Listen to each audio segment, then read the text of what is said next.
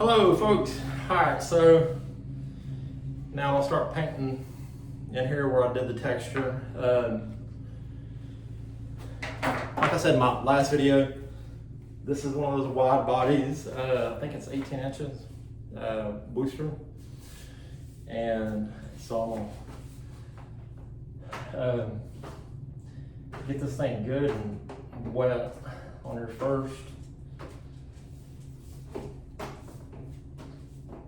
Dip in the paint, you want to charge it and make sure you get it really good and wet. That way you get a thick, even coverage when you start painting. Alright, so I think we got it. And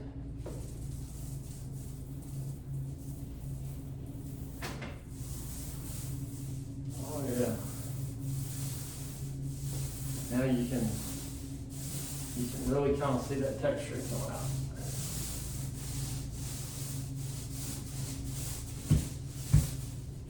And like I said earlier, it is super hard to work with drywall, and you know, if you're just a regular dude like me, you know, I am not somebody that would do it for hire because it is not my profession. But I'm also not going to pay somebody to come in and do it for me.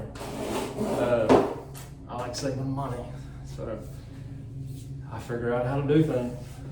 And that being said,